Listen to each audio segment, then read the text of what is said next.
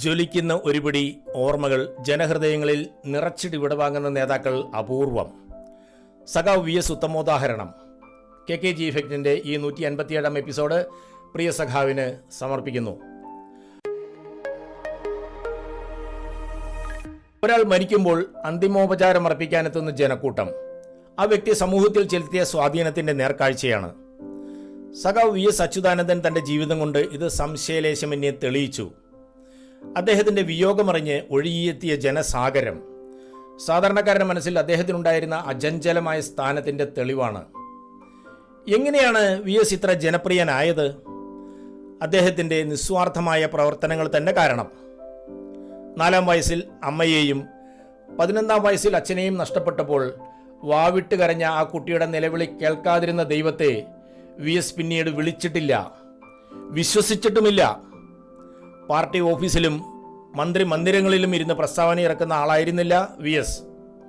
1970 November 2 അർദ്ധരാത്രി Alappuzha Nehru trophy വാർഡിൽ 4 കർഷക തൊഴിലാളി യുവതികളെ 8 പോലീസുകാർ മാനഭംഗം ചെയ്തപ്പോൾ അവരുടെ തേങ്ങലടങ്ങും മുമ്പ് അവരെ നേരിൽ കണ്ട് കാര്യങ്ങൾ മനസ്സിലാക്കിയ വി എസ് പിറ്റേന്ന് തന്നെ നിയമസഭയിൽ അടിയന്തര പ്രമേയം അവതരിപ്പിച്ചു.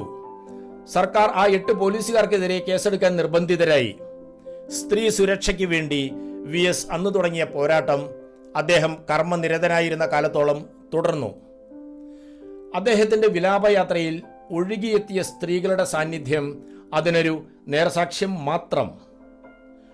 വയലാർ സമരത്തിൽ ലോക്കപ്പിൽ വെച്ച് ക്രൂരമർദ്ദനമേറ്റ് മരിച്ചെന്ന് കരുതി കാട്ടിൽ ഉപേക്ഷിക്കാൻ കൊണ്ടുപോയപ്പോൾ വി എസിന്റെ ചെറിയ ഞരക്കം പോലീസുകാർ സഹായത്തിന് കൂട്ടിയ കള്ളൻ കോലപ്പന്റെ ശ്രദ്ധയിൽപ്പെട്ടു. വിവരം പോലീസുകാരെ അറിയിച്ചു.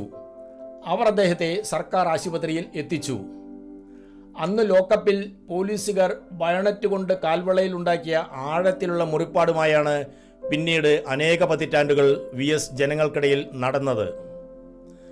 സുഹൃത്തുക്കളെ, ഇതുവരെ ഒരു നേതാവിനും ലഭിക്കാത്ത അന്തിമോപചാരമാണ് വി എസിന് ലഭിച്ചത്.